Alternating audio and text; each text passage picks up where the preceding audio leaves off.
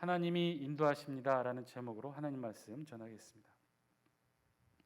어떤 남자가 친구를 따라서 처음으로 용한 점쟁이로 이름난 점집에 갔답니다.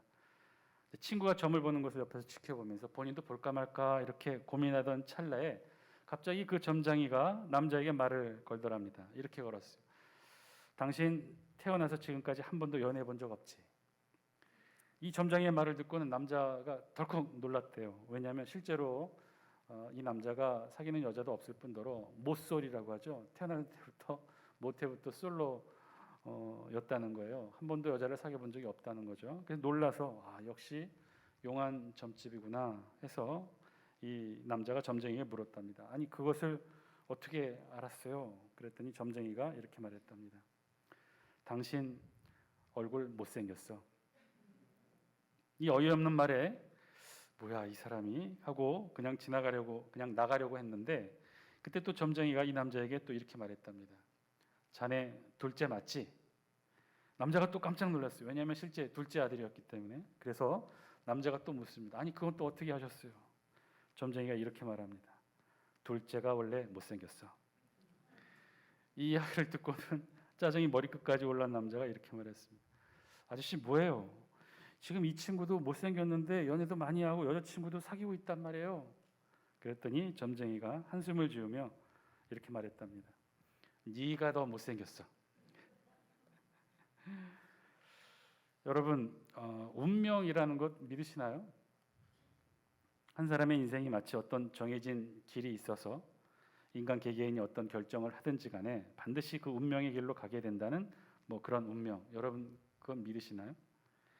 그래서 그런 운명의 길을 점쟁이들이 말하는 사주팔자라는 것이 있어서 그래서 그것을 읽고 그대로 따라하면 화를 면하고 부귀영화를 누릴 수 있다는 그런 운명, 여러분들은 그런 것을 믿으십니까?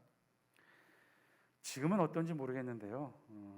얼마 전까지만 해도 유력 정치인이나 재벌 회장 곁에는 이런 역할을 하는 무속인들 한두 사람씩은 데리고 있었다고 하죠. 삼성 창업주 고 이병철 회장도 대표적인 역술 애호가 중에 한 사람으로 알려져 있어요. 삼성 신입사원 면접 때 최종 결정의 자리에 반드시 옆에 역술가를 앉혀놓고 관상보게해서 그 결과를 가장 많이 반영했다고 하죠. 정태수 전 한보그룹 회장 역시 역술 경영의 대표 주자로 알려져 있는데 이 사람도 역시 사주 관상으로 신입사원을 뽑은 것으로도 유명하고 특히 한보그룹 이 정태수 회장은 사업을 처음 시작한 것도 바로 이 역술인의 점을 통해서 시작하게 되었다고 합니다. 역술인에 대한 의존은 재계뿐만 아니라 정계에도 유명합니다. 대선을 앞둔 특별히 대통령 후보자들에게도 아주 막강한 영향력을 행사하는 인물 중에 한 사람이 바로 이 역술인들이라는 거죠. 김영삼 전 대통령도 1990년 여의도로 당사를 옮기게 되었을 때 사무실 이전하면서 역술인의 조언을 받아 길을 계속해서 이어받아야 한다고 그래서 이전하는 옛 사무실에도 계속해서 사진을 걸어두고 그 사진을 유지하는 조건으로 사무실을 옮겼다고 합니다. 김대중 전 대통령도 무속인의 조언에 따라 이 대통령은 선친의 묘를 옮긴 뒤 97년 대선에서 승리하게 되었다고 믿고 있었다죠. 박정희 전 대통령에게도 아주 유명한 무속인 동천 선생이라는 사람이 있어서 수시로 점괘를 내고 대통령의 신상과 나라 운세까지 점으로 봐준 것으로도 유명합니다. 어떤 기초단체장 선거를 앞둔 후보 정치인 가족이 인터뷰를 하는 중에 이런 말을 했어요. 제발 좀 22년 된 이 다 쓰러져가는 집에서 이사 좀 하고 싶은데 남편이 말을 도무지 듣지 않는다는 거예요. 이유는 이 남편이 기초단체장 선거를 여러 번 실패하면서 준비하면서 전에 어떤 이야기를 들었다는 거예요. 어떤 과거 정치인이 기초단체장 선거와 국회의원 선거 잇따라 당선이 되었는데 그 뒤로 집을 이사하고 나서는 그 뒤 선거에서 계속해서 낙선을 했다는 이야기를 들었다는 거죠. 그래서 이 낡고 쓰러져가는 재개발 대상 지역의 낡은 주택을 절대로 이사하지 못하고 있다는 이야기를 했다는 거예요. 이 세상에는요 참 많은 사람들이 어떻게 이렇게 어떤 운명이라는 것이 정해져 있어서 그것대로 우리의 삶이 이루어져 간다고 여기는 사람들이 많이 있다는 것이죠. 그런데 정말 그럴까요? 그렇게 우리에게 어떤 변할 수 없는 움직일 수 없는 어떤 운명의 선이 정해져 있는 것일까요? 그럴 수도 없겠지만 설령 그렇다 하더라도 그것을 만든 이가 누구일까요? 그 수많은 전 인류의 운명의 선을 복잡하게 만들어낸 이가 누구일까요? 그리고 그런 복잡한 인간의 운명의 선을 또 알아서 점을 내는 이들은 또 어떻게 알 수 있는 것일까요? 정말 만약에 수많은 인류의 운명의 선을 결정하고 정하고 만들어내는 존재가 있다면 그것은 이 세상을 만들고 지금도 다스리시고 있는 하나님 한 분이시겠죠. 그리고 그 하나님의 결정에 의해 이루어지는 수많은 인간들의 운명은 오직 하나님 한 분만 아실 것입니다. 설령 그 놀라운 하나님의 이 세상의 다스리심의 비밀을 하나님께서 이 세상의 인간들에게도 알려준다고 하더라도 최소한 돈을 받고 구판을 벌리고 복채를 받고 점을 봐주는 무속인들에게 알려주시지는 않겠죠. 하나님이 하셔요. 하나님이 저와 여러분들의 운명을 이끄셔요. 그래서 하나님이 저와 여러분들을 인도하실 것입니다. 자, 그러면 우리도 질문을 갖게 됩니다. 이런 하나님의 인도하심에 우리의 운명, 신앙인의 운명이 하나님의 인도하심 속에 이루어지게 되는데, 그럼 하나님에 의해 인도되어지는 삶의 모습은 어떤 모습일까요? 어떻게 하나님은 우리의 삶들을 인도해 가시는 것일까요? 사실 우리도 어떤 문제에 대해 기도하고 소망하고 간절히 원하는 것들이 있죠. 우리의 사업이 잘 되기를 바라고, 우리 일터가 흥왕하기를 원하고, 올해 사과 농사가 잘 되기를 원하고, 우리 자녀들이 앞날이, 진학이, 취업이, 결혼이, 군대의 문제가, 유학의 문제가 잘 풀어지기를, 우리 부모님의 건강이 속히 회복되기를 우리도 소망하고 기도하죠. 각자 원하는 소망과 기도의 내용이 있어요. 그래서 우리들의 기도에도 보면요, 아주 구체적일 때가 있어요. 우리 자녀들의 좋은 대학 진학하기 위해, 좋은 직장에 취직하기 위해 구체적으로 학교와 회사를 정해놓고 기도하기도 하죠. 모든 것들이 사실 다 그래요.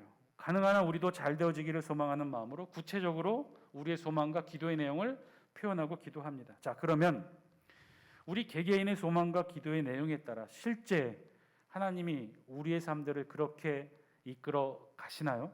여러분 경험에 의하면 어떠신가요? 쉽게 말해 우리의 기도대로, 우리의 소망대로 그 일들이 다 되어져 왔던가요? 아니면 그렇다고 전혀 우리가 원하지도 않았는데 정반대의 모습으로 하나님이 우리들의 삶을 이끌어 오셨던가요? 어떤가요? 소위 말해서 하나님께서 우리의 삶을 이끌어 가시는 방식이 어떠한가라는 말이죠.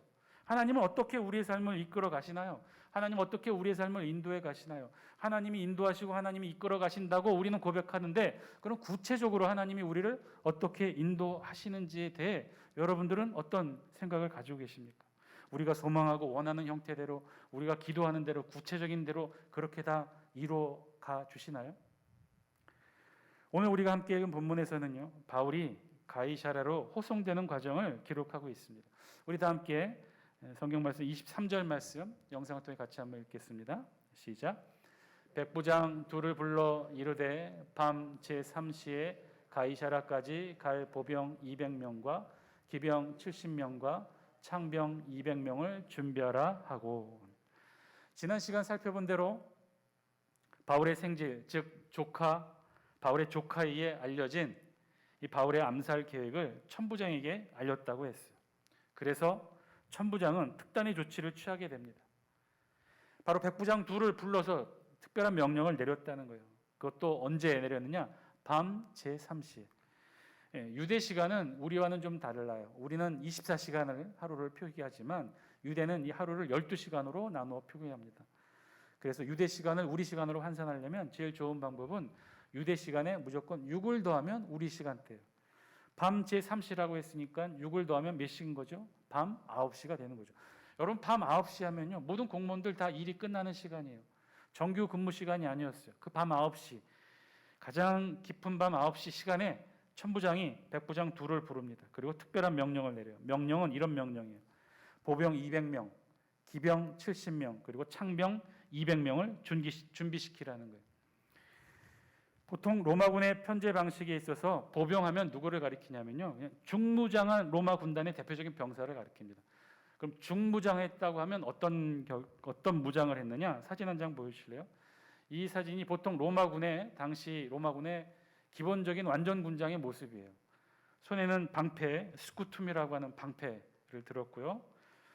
사진 보여주실래요? 그리고 칼은 이 글라우디스라고 하는 이 로마인들의 칼이 있어요. 로마군의 칼. 사실은 로마 제국이 전 세계를 평정했던 건 어떤 학자에 의하면 저 칼에 평정했다고 하는데 당시로서는 굉장히 최첨단의 무기였어요. 찌르기도 하고 베기도 하는 양날의 날카로운 검입니다. 그리고는 한 손에 든 것이 창이었어요. 이 필름이라고 하는 창인데요. 이 창은 좀 독특해요. 여러분 보시기에도 독특하게 중간쯤 앞부분에 무게추가 달려 있는데, 그래서 저 창의 용도는 우리 동양의 창처럼 수비도 하고 공격도 하는 그런 형태의 창이 아니라 이 창, 투창의 역할입니다. 로마군은요, 그래서 다시 처음 로마군 복장 사진 보여주실래요? 기본적인 복장이 방패와 칼과 창을 가지고 있어요. 그래서 전쟁이 시작되면 어떻게 하느냐, 저 창을 제일 먼저 상대 진영에 던집니다. 그럼 상대 진영도 방패를 가지고 있었겠죠. 그런데 이 창이 특별한 게 무게 중심초가 앞쪽에 달려 있고, 그리고 앞쪽에 있는 쇠가 날카롭지만 약해요. 그래서 상대 방패에 꽂히면 이게 그대로 휘어져 버립니다. 부러지지는 않고 휘어져요. 뚫려서 휘어져요. 그러면 어떻게 되냐? 상대 군사의 방패를 무용지물로 만드는 역할이에요. 즉 로마군에 있어서 창의 역할은 처음에 한번 던져서, 투창처럼 한번 던져서 상대의 방패를 무력화시키고, 그 다음에 뭘로 싸워요? 글라디우스라는 이 칼로 싸워요. 칼과 방패로만 싸워요. 즉 로마군에 있어서 보병의 핵심 무기는 칼이지 창이 아니었다는 거죠. 그런데 오늘 보니까 몇 명을 어떻게 준비시키라고 했냐면 보병 200명, 그리고 기병 70명, 그리고 창병 200명을 준비시키라고 합니다. 이 이야기는요, 로마군에게는 창병이 따로 필요치가 않았어요. 그러면 이 창병 200명은 누구냐? 보조 병력이었어요. 즉 이야기는 지금 예루살렘에 주둔하고 있는 안토니아 요새의 로마군 천부장 자신의 휘하에 600명가량의 로마군이 있는데, 이 중에 보병 200명과 기병 70명과 그리고 예비병력 창병 200명을 다 동원시킨 거예요. 그러면 자신의 휘하에 600명이 있었는데 도합 470명을 움직인 셈이니 그럼 몇 명이 남는 거죠? 130명이 남잖아요. 130명은요, 이 안토니아 요새를 방어할 최소 병력인 거예요. 그렇다고 한다면 지금 천부장은요, 자신이 움직일 수 있는 최대한의 병력, 정규군 200명뿐만 아니라 예비병력 200명까지도 기병과 함께 다 동원한 셈이에요. 그런 자신이 동원할 수 있는 모든 전 병력을 동원해서 어떻게 했느냐? 24절 함께 했습니다. 시작. 또 바울을 태워 총독 벨리스에게로 무사히 보내기 위하여 짐승을 준비하라 명하며. 명령의 내용이 뭐예요? 자신이 동원할 수 있는 470명의 로마 병사를 다 동원해서 바울을 옮기려 했다는 거예요. 어디로 옮겼느냐? 가이사랴에 있는 총독 벨리스에게로 옮기려고 했어요. 이 밤중에 안토니아 요새 병력의 대부분을 움직여서 바울 한 사람을 호송하는 호송작전을 특별히 명령했던 거죠. 당시 유대 총독 안토니오 벨릭스는요, 이 가이사랴에 거주하고 있었어요. 가이사랴는 어디냐면, 사진 한 장 보이실래요? 항공사진으로 가이사랴 유적을 촬영한 사진인데요. 눈으로 보셔서 아시다시피 해안에 있는 항구 도시예요. 역사학자 요세푸스의 기록에 의하면 이 대표적인 항구 도시 가이사랴를 헤롯 왕이 헬라식 건물과 건축으로 잘 포장하고 잘 건축해서 누구에게 헌정했냐면 로마 황제에게 헌정합니다. 그래서 저 땅의 이름, 저 도시의 이름을 가이사랴, 즉 시저의 땅이란 뜻이에요. 그러니까 헌정을 했어요. 그렇게. 그래서 저 가이사랴는요, 이후 로마 총독이 이 이스라엘을 비롯한 수리아, 길리기아 이 지방을 다스릴 때 이 가이사랴를 이 지역 속주의 수도로 삼고 여기에 로마 총독이 거주하면서 이 지역 일대를 다스렸던 거죠. 천부장은요, 지금 바울을 이곳으로 보내려 했던 거예요. 이곳 예루살렘에서 이곳 가이사랴 항구 도시까지 거리도 꽤 멀었어요. 104km예요. 바울을 470명의 군인들을 동원해서 이곳까지 보내려 했던 거예요. 우리 성경은요, 25절부터 그리고 한 편지의 내용을 기록합니다. 우리 26절 우리 같이 한번 읽어볼까요? 26절입니다. 시작. 글라우디오 루시아는 총독 벨릭스 가깝게 문안하나이다. 우리 성경에서는 글라우디오 루시아라고 천부장의 이름을 처음으로 여기에 기록하고 있죠. 천부장이 지금 총독에게 문안 인사한다고 편지 형식을 띄워서 발신자와 수신자를 표기하고 인사말을 시작합니다. 전형적인 편지 형식이었던 거죠. 자, 그렇다면 천부장은 왜 벨릭스에게 편지를 보냈을까? 이유가 있었어요. 이건 개인적으로 보내는 어떤 내용을 담는 편지가 아니라 철저히 로마법에 따른 서면 진술 보고서였어요. 로마법 이 엘로기움이라는 로마법에 의하면 하급 관리가 상급자에게 어떤 사건을 보고할 경우 반드시 서면으로 보고하도록 그렇게 법령화되었다는 거예요. 천부장은 이 법에 따라 그래서 서면으로 그간 바울과 관계됐던 일들을 보고합니다. 그런데 이 보고의 내용이 조금 이상하네요. 27절 영상을 통해 함께 읽습니다. 시작. 이 사람이 유대인들에게 잡혀 죽게 된 것을 내가 로마 사람인 줄 들어 알고 군대를 거느리고 가서 구원하여다가. 이상하죠? 우리가 전에도 살펴봤지만 이 보고의 내용, 천부장이 총독에게 보고한 이 27절의 내용은요, 정확하게 따지면 반은 맞고 반은 틀린 얘기였어요. 사실과 거짓을 고명히 섞여 놓았죠. 바울이 유대인들에게 집단 폭행당하고 있었어요. 성전에서 집단 폭행당하고 있던 것을 안토니아 요새에서 망을 보던 로마군에 의해 발견하고 즉각 조치를 취한 것, 그건 맞아요. 사실이죠. 그러나 그 체포했던 바울이 로마 시민권자였고 그것을 알고 군대를 동원해서 이 바울을 보호하여 구원했다고 하는 말은 거짓이었죠. 바울이 로마 시민권자임을 이 천부장은 몰랐어요. 단순히 성전 안에서 폭력 사건이 일어난 줄 알고 그 관계자들을 중심인물 바울을 체포했던 거예요. 그리고 채찍질까지 해서 신문하려 했던 거죠. 그런데 이런 모든 사실은 이 천부장이 숨긴 채 자신에게 유리한 부분만을 발췌해서 보고합니다. 왜 그랬을까요? 이유는 단 하나죠. 자신에게 불이익이 초래될 것을 염려했던 거죠. 불법으로 로마 시민인 바울을 체포하고 채찍질까지 하려 했던 자신의 죄를 감추려 했던 거예요. 어쨌든 그래서였을까요? 천부장은 28절, 29절에 몇 가지 사실도 첨부하여 보고합니다. 우리 29절 함께 읽겠습니다. 시작. 고발하는 것이 그들의 율법 문제에 관한 것뿐이요 한 가지도 죽이거나 결박할 사유가 없음을 발견하였나이다. 이 내용이 뭐죠? 바울에 대해서 천부장이 그간 알았던 사실을 보고한 거예요.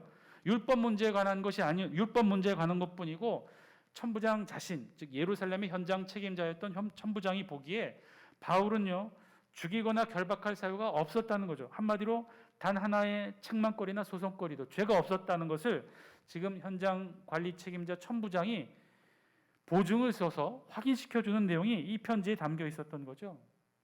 사실 이 보고서의 내용이 나중에 총독 벨릭스의 최종 판결에도 결정적인 영향을 끼치게 됩니다. 이는 사실상 바울이 무죄라는 사실을 천부장 현장 관리 책임자가 확인해 준 셈이에요. 이 천부장의 견해는 이후 바울이 가이사랴에서부터 로마를 가게 되는데 그 모든 여정에 있어서 바울에 대한 로마군의 처우에 영향을 미치게 됩니다. 즉 바울이 죄인으로 포박된 채 호송되어 로마까지 간 것이 아니에요. 총독은 이 천부장의 보고를 통해서 바울에게는 죄가 없음을 확인하고 바울을 묶어서 포박하여 로마로 호송하지 않고 바울을 보호하여 로마로 데려가게 됩니다. 30절 우리 같이 한번 읽겠습니다. 시작. 그러나 이 사람을 해하려는 관계가 있다고 누가 내게 알려주기로 곧 당신께로 보내며 또 고발하는 사람들도 당신 앞에서 그에 대하여 말하라 하였나이다 하였더라. 바울을 암살하는 정보를 받았고 그래서 이 천부장이 이 바울 로마 시민권자인 바울을 총독 가이사랴에 있는 총독에게 이첩한다라는 그런 보고의 내용이 담긴 거죠. 천부장의 사실 이런 급박한 결정이 아니었다면 어쩌면 바울이 이 40명의 암살단에 의해 암살되었을지도 몰라요. 어쨌든 천부장의 즉각적인 명령에 따라 로마군은 바울을 호송합니다. 밤을 새워 쉬지 않고 그 밤에 출발하여 호송해요. 우리 31절, 32절 영상을 통해 함께 읽습니다. 시작. 보병이 명을 받은 대로 밤에 바울을 데리고 안디바드리에 이르러 이튿날 기병으로 바울을 호송하게 하고 영내로 돌아가니라. 천부장의 명령대로 로마 군인들은요 밤새도록 이 470명의 로마 정규군들이 행군해요. 그리고 도착한 곳이 어디라고요? 안디바드리. 여기는 어디냐면 우리 지도 한 장 보여주실래요? 지도에 보시면 예루살렘, 또 안티파트리, 또 시저리아, 그러니까 이 가이사랴, 이 빨간색으로 표시된 화살표로 표시된 이 세 지명이 있는데요.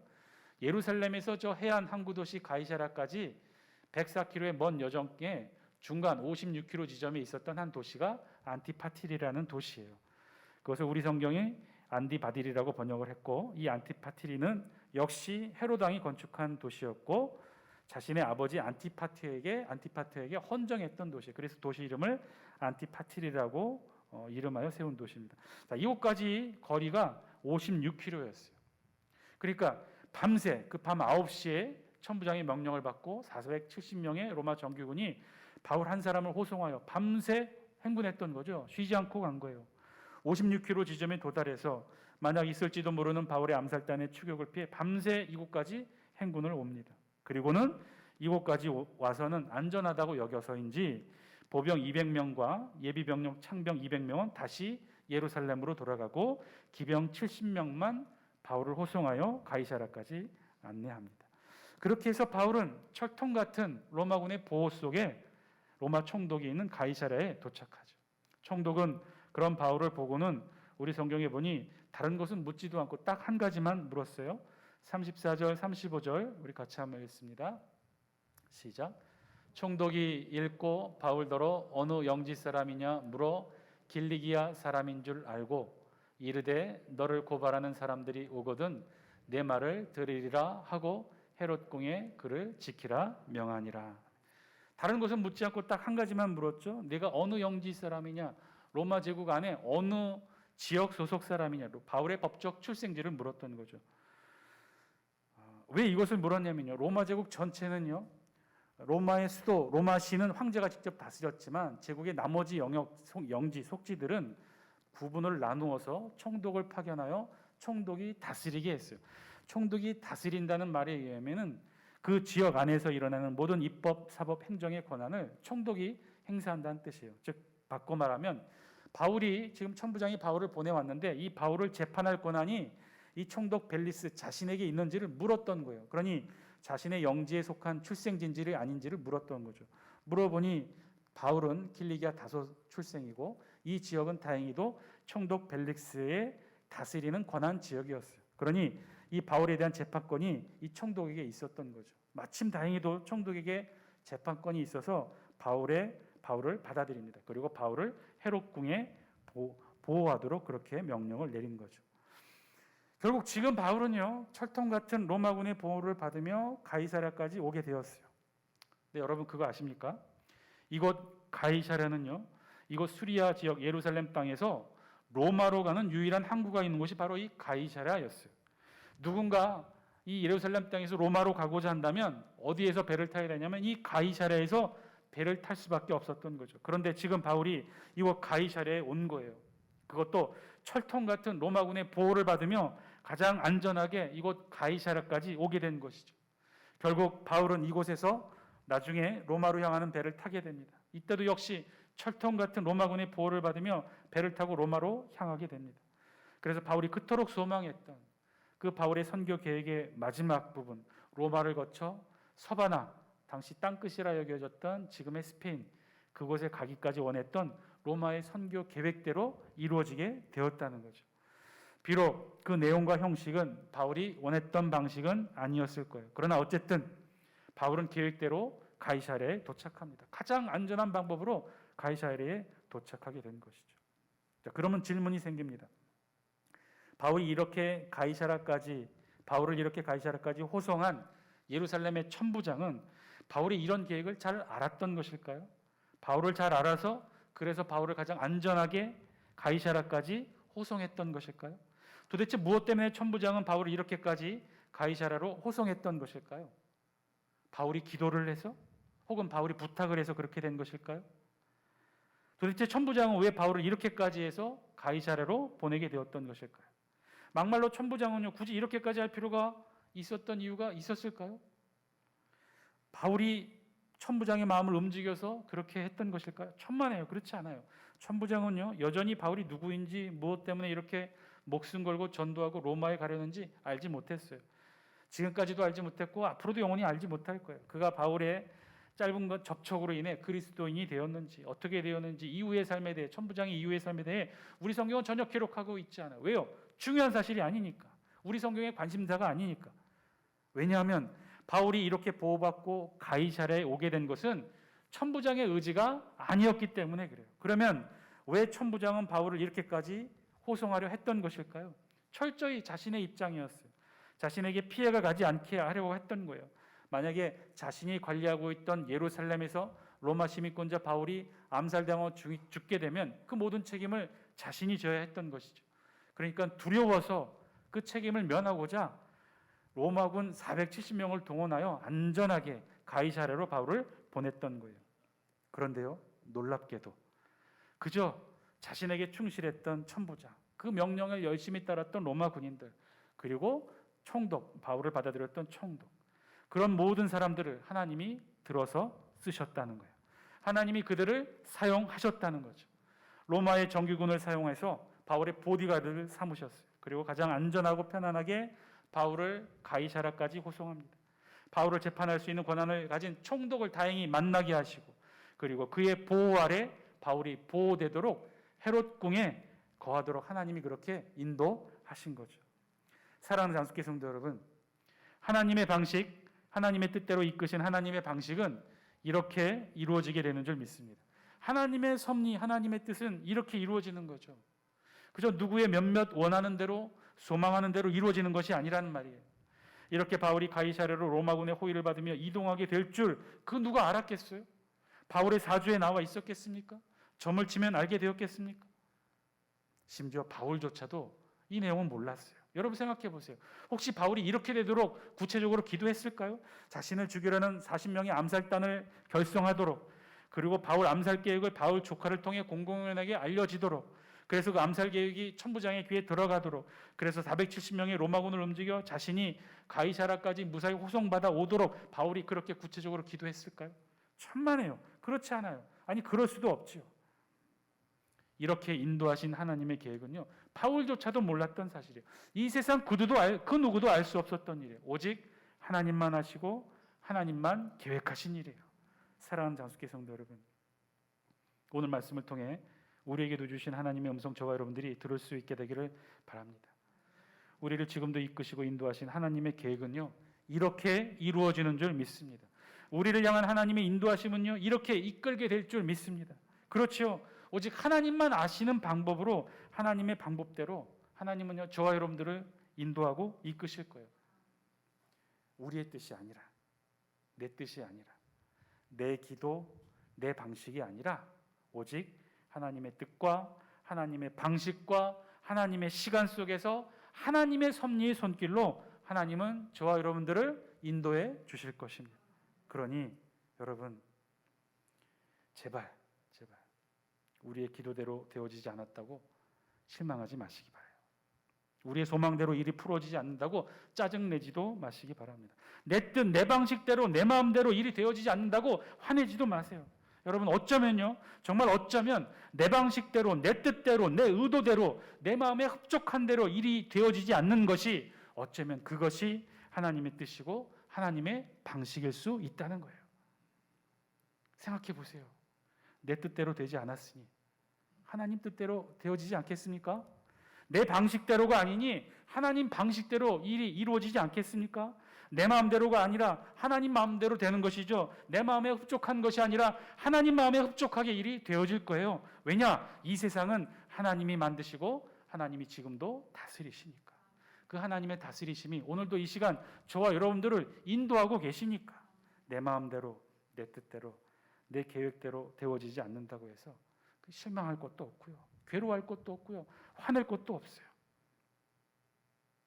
어쩌면, 정말 어쩌면 우리의 뜻대로 되어지지 않는 것이 하나님의 뜻대로 되어지는 지름길일 수 있기 때문에 그렇습니다. 하나님은 반드시 저와 여러분 모두를 하나님의 뜻과 하나님의 방식대로 가장 좋고 선하신 것으로 인도해 주실 줄 믿습니다. 그 하나님의 인도하심만 분명히 붙들고 나가시기 바라요.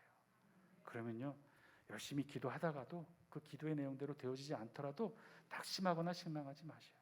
끝까지 믿고 끝까지 신뢰하셔요. 하나님 반드시 우리가 전혀 상상하지 못하는 방법으로 하나님은 저와 여러분들을 하나님의 선하신 뜻으로 인도하여 주실 것입니다. 기도하시겠습니다.